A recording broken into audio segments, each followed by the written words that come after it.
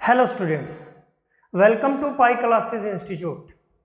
आज के लेक्चर में हम स्टडी करेंगे एक very important topic, concept of density.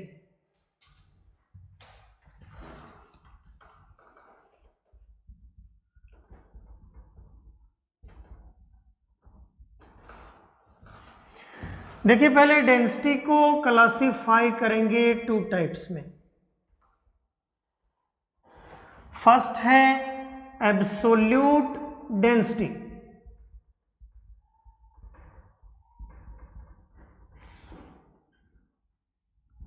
और सेकंड टाइप होगी रिलेटिव डेंसिटी।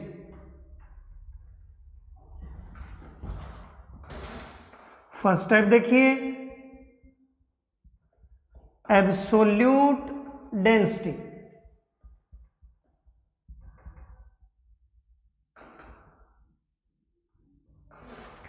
जैसा कि नाम से क्लियर हो रहा है, एब्सोल्यूट डेंसिटी किसी भी सबस्टांस की डेंसिटी की एक्चुअल वैल्यू होगी। It is the actual value of density of any substance. अब हमने प्रीवियस क्लासेस में फॉर्मूला पढ़ा है, density is equal to mass upon volume. तो हम डिफाइन कर सकते हैं, it is the ratio of mass and volume of any substance. Formula बना, density is equal to mass upon volume. तो हमें ध्यान रखना है, जो एब्सोल्यूट डेंसिटी है वो किसी भी सबस्टांस की डेंसिटी की एक्चुअल वैल्यू है, रियल वैल्यू है। तो it is the actual value of density. Formula क्या है, हमें दो चीजों की रेशियो लेनी है, mass of substance and volume of substance. तो हमारा फॉर्मूला बना, density is equal to mass upon volume. Unit क्या होगी, मास की यूनिट ग्राम, वॉल्यूम की यूनिट मिलीलीटर। और हमें ध्यान रखना है 1 millilitre is equal to 1 centimetre cube. तो इसलिए हम यूनिट लिख सकते हैं ग्राम पर सेंटीमीटर क्यूब। तो पहली टाइप की डेंसिटी बनी एब्सोल्यूट डेंसिटी। नाम से क्लियर रहेगा, ये किसी भी सबस्टांस की डेंसिटी की एक्चुअल वैल्यू होगी, रियल वैल्यू होगी। और फॉर्मूला हम जानते हैं, density is equal to mass by volume. तो ratio of mass of substance and volume of substance, और यूनिट बनेगी ग्राम पर मिलीलीटर और ग्राम पर सेंटीमीटर क्यूब। अब देखिए, सेकंड टाइप की डेंसिटी हमारी relative density.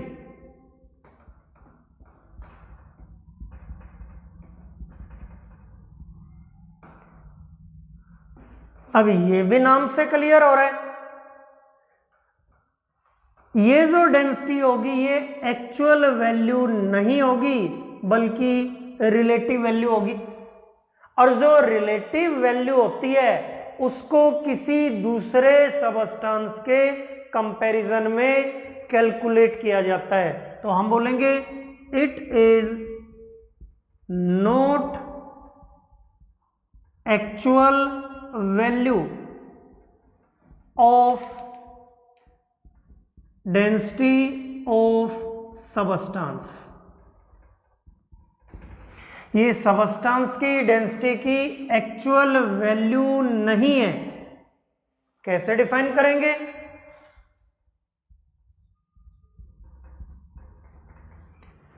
It is the density of any substance, it is the density of any substance relative to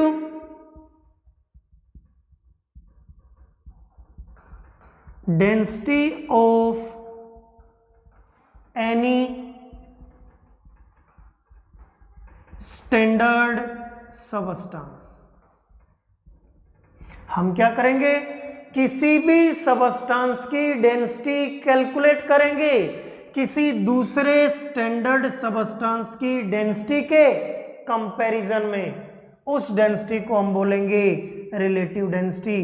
तो absolute density actual value है, relative density comparison में calculate की गई है, इसलिए हम इसको बोलेंगे relative density. It can be of two types. अब इसको फर्दर टू टाइप्स में हम क्लासिफाई करेंगे। फर्स्ट होगी स्पेसिफिक ग्रेविटी,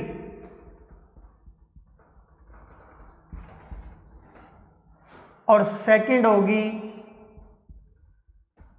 वेपर डेंसिटी। तो रिलेटिव डेंसिटी को टू टाइप्स में क्लासिफाई किया, फर्स्ट है स्पेसिफिक ग्रेविटी और सेकंड है वेपर डेंसिटी। अब देखिए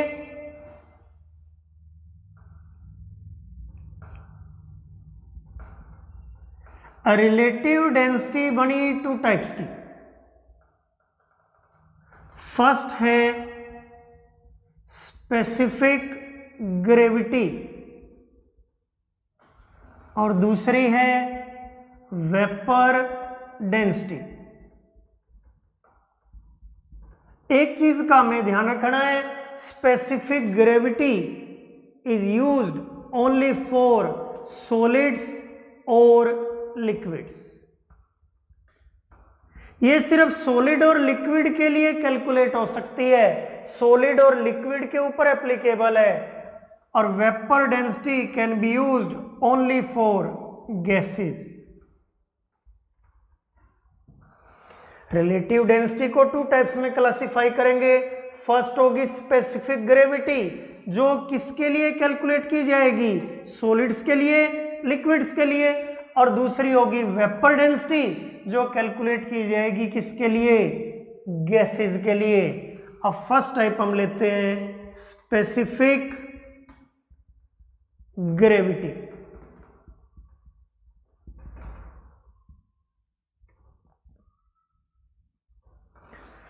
अब पहला में ध्यान रखना है सिर्फ किसके ऊपर एप्लीकेबल है, solids and liquids. It is applicable only upon solids and liquids। अब कैसे डिफाइन करेंगे, it is the ratio of density of any substance.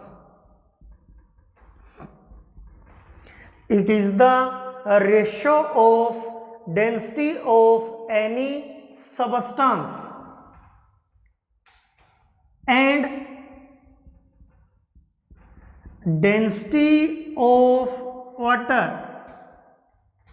at 4 degree Celsius. हमने बोला था रिलेटिव डेंसिटी को कैलकुलेट करने के लिए किसी सबस्टेंस की डेंसिटी को किसी स्टैंडर्ड सबस्टेंस की डेंसिटी से कंपेयर करेंगे, और यहां स्टैंडर्ड सबस्टेंस हमने यूज किया वाटर। तो हम क्या करेंगे, जो भी सबस्टेंस हमें गिवन है उसकी डेंसिटी को वाटर की डेंसिटी से डिवाइड कर देंगे। जो वैल्यू हमारे पास आएगी उसको बोलेंगे स्पेसिफिक ग्रेविटी। तो क्या फॉर्मूला बना, specific gravity is equal to density of any substance divided by density of water at 4 degree Celsius. तो किसी भी सबस्टेंस की डेंसिटी लेंगे और उसको डिवाइड करेंगे डेंसिटी ऑफ वाटर से, दोनों की जो रेशियो आएगी उसको हम बोलेंगे स्पेसिफिक ग्रेविटी। अब पहला पॉइंट हमें ध्यान रखना है, गिवन सबस्टेंस की डेंसिटी को डेंसिटी ऑफ वाटर से डिवाइड किया है, यानी ऊपर भी डेंसिटी टर्म है नीचे भी डेंसिटी टर्म है, तो दोनों की यूनिट कैंसल आउट हो जाएगी, तो हम बोलेंगे specific gravity is dimensionless. It is dimensionless. दूसरा पॉइंट हमें ध्यान रखना है, हमने वाटर को क्यों यूज किया एज ए स्टैंडर्ड सबस्टेंस, क्योंकि mostly solids and liquids are soluble in water. Water एक यूनिवर्सल सॉल्वेंट है, मोस्टली सॉलिड्स और मोस्टली लिक्विड्स इसके अंदर डिजोल्व हो जाते हैं, इसलिए हमने वाटर से इसको कंपेयर किया। Water is used as standard because mostly solids and liquids are soluble into it, इसलिए हम इसको बोलते हैं universal solvent.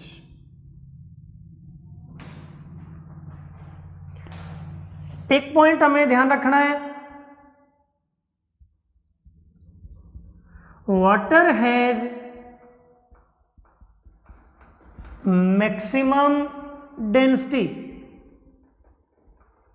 Eight 4 degree Celsius, और वाटर की डेंसिटी होगी 1 ग्राम पर सेंटीमीटर क्यूब। वाटर की डेंसिटी है 1 ग्राम पर मिलीलीटर या 1 ग्राम पर सेंटीमीटर क्यूब। तो तीनों चीजें हमें ध्यान रखनी है। पहला स्पेसिफिक ग्रेविटी किसकी रेशियो है, density of given substance divided by density of water at 4 degree Celsius. ऊपर भी डेंसिटी टर्म है नीचे भी डेंसिटी टर्म है, तो स्पेसिफिक ग्रेविटी बनेगी डायमेंशनलेस। दूसरा, वाटर को क्यों यूज किया, क्योंकि वाटर एक यूनिवर्सल सॉल्वेंट है, मोस्टली सॉलिड्स एंड लिक्विड्स इसके अंदर डिसोल्व हो जाते हैं। और तीसरा, हमने वाटर की डेंसिटी को 4 डिग्री पे यूज क्यों किया, क्योंकि 4 डिग्री सेल्सियस पे वाटर की डेंसिटी मैक्सिमम बन जाती है। अब एक क्वेश्चन है, why water has maximum density at 4 degree Celsius. हमें गिवन है वाटर 4 डिग्री सेल्सियस पे, और हम जानते हैं वाटर प्रेजेंट होता है लिक्विड स्टेट में। वाटर लिक्विड स्टेट है 4 डिग्री सेल्सियस टेम्परेचर पे। अब हमें एक्सप्लेन करना है 4 डिग्री सेल्सियस पे वाटर की डेंसिटी मैक्सिमम क्यों बढ़ती है। अब मान लीजिए टेम्परेचर को 4 डिग्री सेल्सियस से डिक्रीज करेंगे तो हम जानते हैं वाटर चेंज होना शुरू हो जाएगा आइस में। कंप्लीट आइस की फॉर्मेशन होती है 0 डिग्री सेल्सियस पे। तो जैसे जैसे टेम्परेचर 4 डिग्री सेल्सियस से नीचे जाएगा वाटर आइस में चेंज होना शुरू हो जाएगा। और जब वाटर आइस में चेंज होता है, आइस के अंदर ग्रेटर हाइड्रोजन बॉन्डिंग होती है।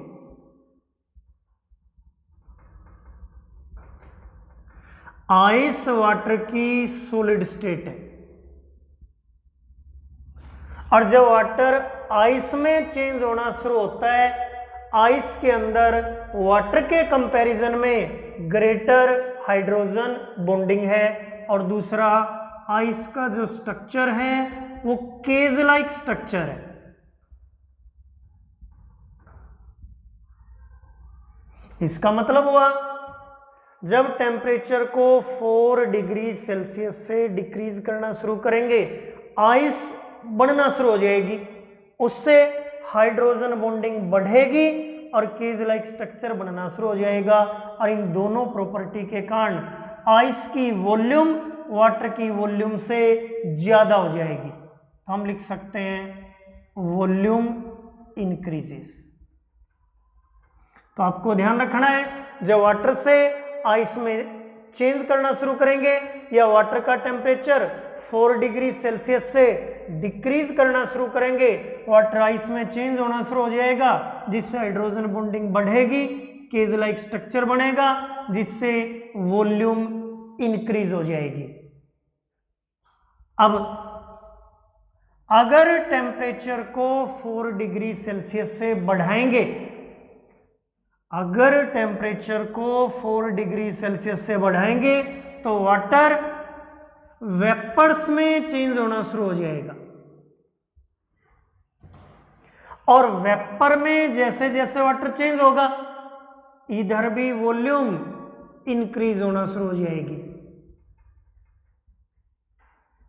इस पॉइंट को ध्यान रखना है, चाहे वाटर आइस में चेंज हो, चाहे वाटर वेपर्स में चेंज हो, चाहे हम टेम्परेचर को डिक्रीज करें, चाहे इस तरफ टेम्परेचर को इंक्रीज करें, दोनों तरफ जाने में वाटर की वॉल्यूम इंक्रीज होगी। और हमारे सामने फॉर्मूला है density is equal to mass upon volume. Volume दोनों तरफ इंक्रीज हो रही है और density is inversely proportional to volume. Mass constant है, मास चेंज नहीं होगा, और वॉल्यूम दोनों तरफ जाने में इंक्रीज हो रही है। इसका मतलब डेंसिटी दोनों तरफ जाने में क्या होगी? डिक्रीज होगी।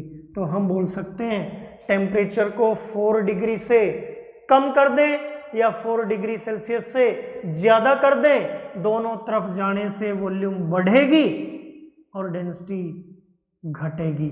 तो हम बोल सकते हैं वाटर की डेंसिटी मैक्सिमम किस टेम्परेचर पे बनी? 4 डिग्री सेल्सियस पे। अब दूसरा क्वेश्चन हमारे पास, why ice floats over water. हम सभी जानते हैं जो आइस है वो वाटर के ऊपर फ्लोट होती है। रीजन क्या है? जब वाटर को आइस में चेंज करते हैं तो दो चीजें हमने बताई, आइस में ग्रेटर हाइड्रोजन बॉन्डिंग है वाटर से, दूसरा आइस में केज लाइक स्ट्रक्चर है। जब वाटर को आइस में चेंज करेंगे हाइड्रोजन बॉन्डिंग ज्यादा हो जाएगी और केज लाइक स्ट्रक्चर बन जाएगा, और ये दोनों चीजें होने से volume of ice increases, so density decreases. यानी आइस की वॉल्यूम इंक्रीज हो जाएगी, तो हम बोल सकते हैं आइस की वॉल्यूम ज्यादा होती है इसलिए आइस की डेंसिटी कम होती है, और आइस की डेंसिटी वाटर से कम है इसलिए आइस वाटर के सरफेस पे फ्लोट करती है। अब रिलेटिव डेंसिटी में सेकंड टाइप है vapour density.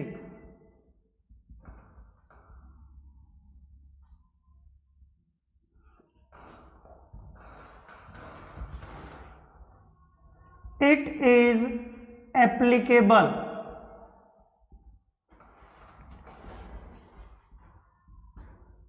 Only for gases.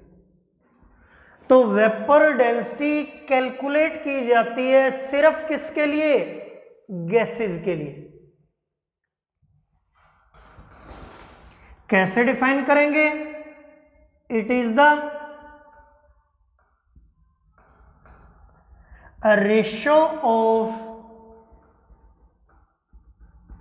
Density of any gas and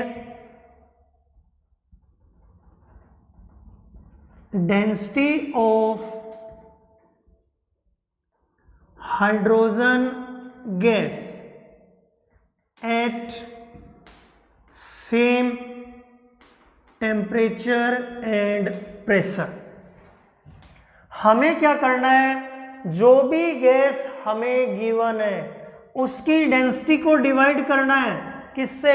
density of hydrogen gas से, और टेम्परेचर और प्रेशर को फिक्स रखना है। जो भी गैस हमें गिवन है उसकी डेंसिटी लेंगे और सेम टेम्परेचर एंड प्रेशर पे हाइड्रोजन गैस की डेंसिटी लेंगे और दोनों की जो रेशियो आएगी उसको हम बोलेंगे वेपर डेंसिटी। तो फॉर्मूला क्या बना?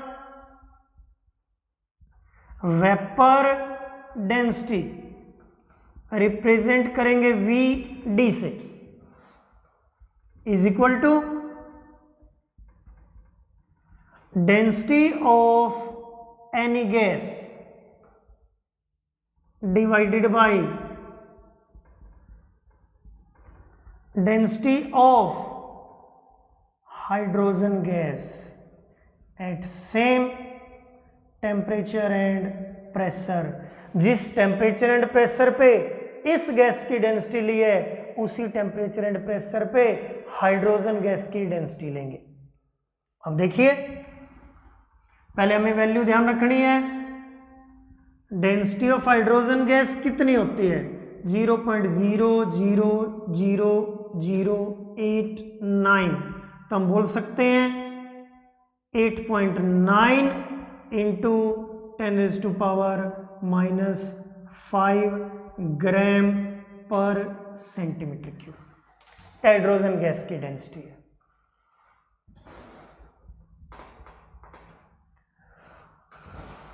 तो गैस की डेंसिटी को कैलकुलेट किया हाइड्रोजन की डेंसिटी के कंपैरिजन में, यानी ऊपर भी डेंसिटी टर्म है नीचे भी डेंसिटी टर्म है, तो इसका मतलब जो वेपर डेंसिटी होगी ये डायमेंशनलेस होगी। It is dimensionless.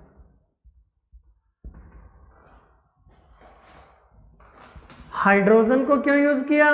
क्योंकि हाइड्रोजन लाइटेस्ट गैस है। Hydrogen gas is used as standard because it is lightest gas. अब एक इंपॉर्टेंट रिलेशनशिप हमें स्टडी करनी है। Relationship between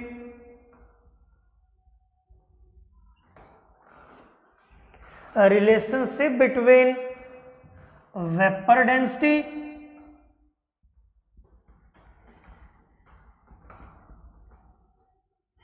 and molecular mass. किसी भी गैस की वेपर डेंसिटी और मोलिकुलर मास में क्या रिलेशनशिप है? वेपर डेंसिटी से मोलिकुलर मास कैसे डिटरमाइन करेंगे और मोलिकुलर मास से वेपर डेंसिटी कैसे डिटरमाइन करेंगे, उसके लिए एक डेरिवेशन हमारे पास। फॉर्मूला देखिए, वेपर डेंसिटी के लिए हमने फॉर्मूला बनाया, density of any gas divided by density of hydrogen gas. अब हम जानते हैं density is equal to mass upon volume, तो डेंसिटी को हम कैसे डिफाइन कर सकते हैं? Mass of given volume of gas, mass of given volume of gas. Mass per unit volume है तो हम बोल सकते हैं mass of given volume of gas is density. अब देखिए, तो डेंसिटी ऑफ एनी गैस की जगह रख सकते हैं हम मास of gas off given volume. Density क्या है? किसी भी गैस का मास होता है गिवन वॉल्यूम का, यानी mass per unit volume. Per unit volume मान ले तो उस गैस का जो मास होगा उसको हम बोलेंगे डेंसिटी। तो density of gas off given volume. इसी तरह डेंसिटी ऑफ हाइड्रोजन गैस की जगह रख सकते हैं mass of hydrogen gas off given volume.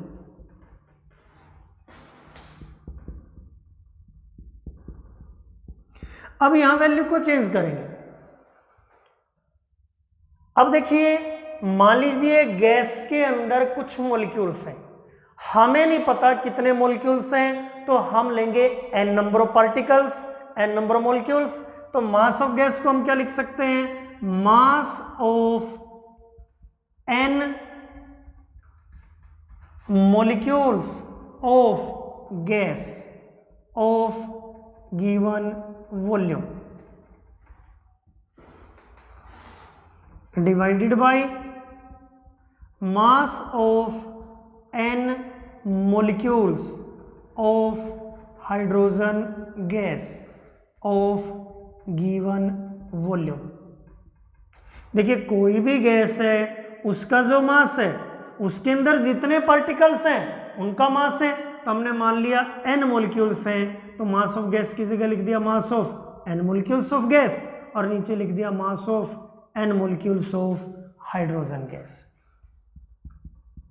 अब मान लीजिए n को बाहर ले लें, कॉमन ले लें, हम लिख सकते हैं n into mass of 1 molecule of gas,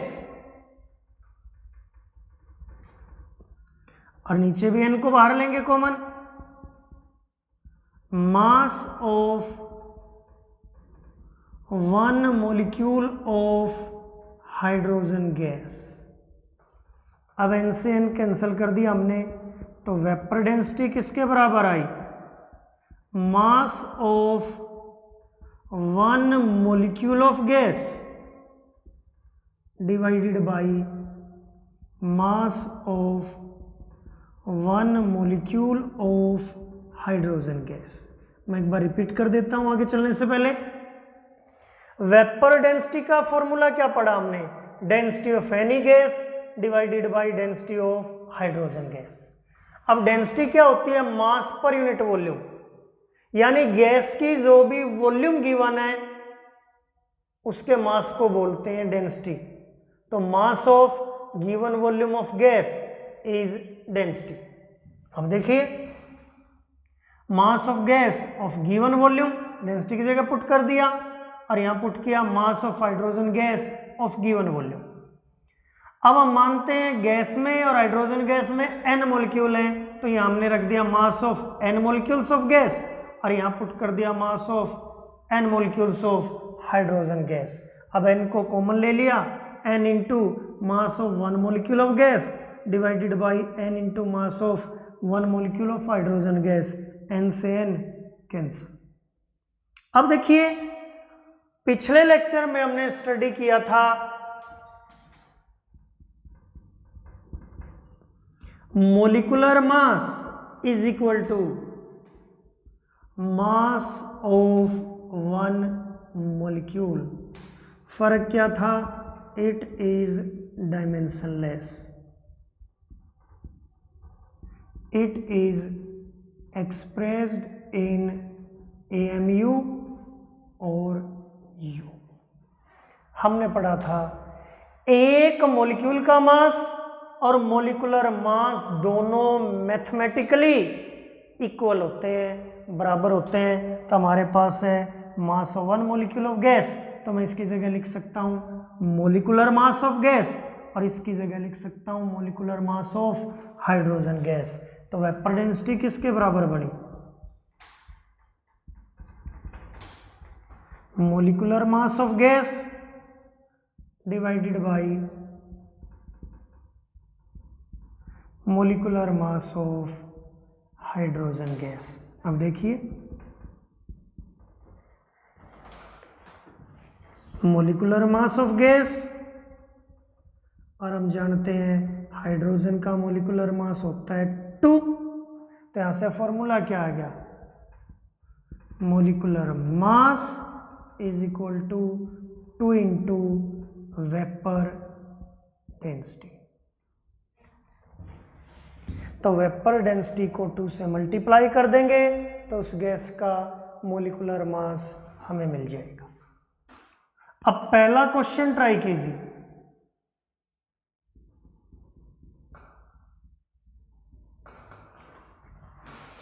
if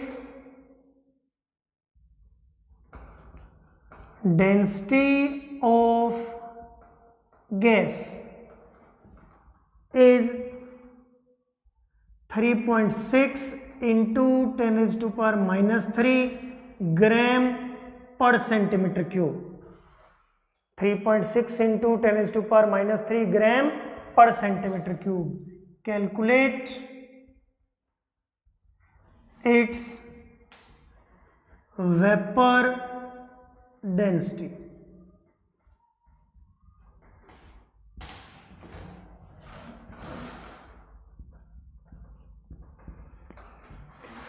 formula बनाया हमने vapour density is equal to density of gas divided by density of hydrogen gas. ये फॉर्मूला पढ़ा था।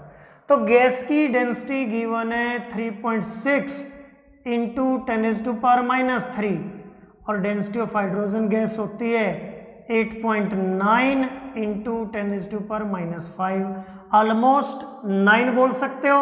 9 4 जा 36, ये 10⁻³ है, ये 10⁻⁵ है, तो आंसर आएगा 40।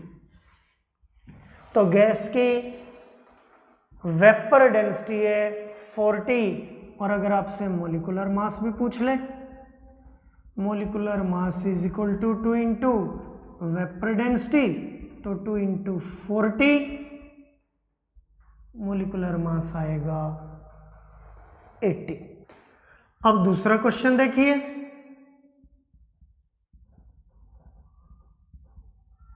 If vapour density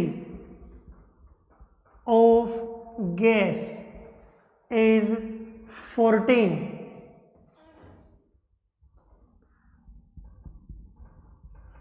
identify the gas। मान लीजिए ऑप्शन गिवन है N2 gas, CO gas, SO2 gas, SO3 gas. Gas की वेपर डेंसिटी गिवन है 14, तो गैस को डिटेक्ट करना है। सिंपल क्वेश्चन है, हम कैलकुलेट कर लेंगे molecular mass. Molecular mass is equal to 2 into vapour density. Vapour density given है 14, तो मोलिकुलर मास बन गया 28। अब हम चेक करेंगे इनमें से किसका मोलिकुलर मास 28 है। नाइट्रोजन का एटॉमिक मास 14, तो 2 एटम है, मोलिकुलर मास 28। CO में कार्बन 12, ऑक्सीजन 16, 28। SO2 में सल्फर 32, ऑक्सीजन 2 × 16, 64।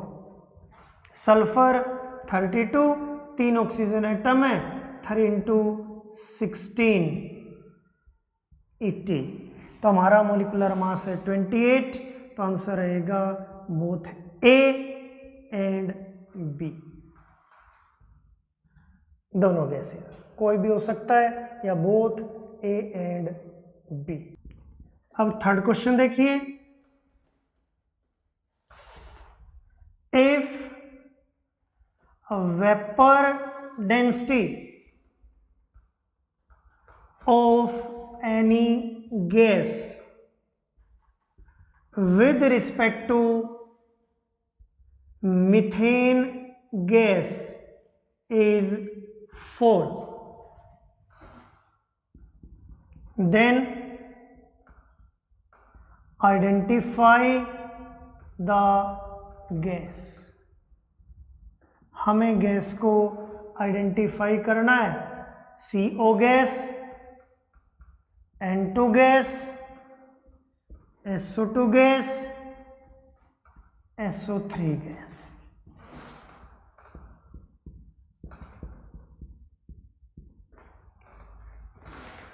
फॉर्मूला देखिए, वेपर डेंसिटी का फॉर्मूला होता है density of gas divided by density of hydrogen gas, लेकिन इस बार हाइड्रोजन की बजाय कंपैरिजन किया गया है मीथेन गैस से, तो हम लिखेंगे density of methane gas. Derivation में हमने क्या पढ़ा था, vapour density is equal to molecular mass of gas divided by molecular mass of hydrogen gas, और हाइड्रोजन की जगह यूज हुआ है मीथेन गैस। तो वेपर डेंसिटी गिवन है 4, molecular mass of gas calculate करेंगे, और molecular mass of methane gas carbon 12, hydrogen 1 × 4, 16 बन गया। तो हम बोल सकते हैं मोलिकुलर मास ऑफ गैस 16 × 4, 64, और इनमें से 28, 28, 64, 80, तो हमारा आंसर है C, SO2 गैस।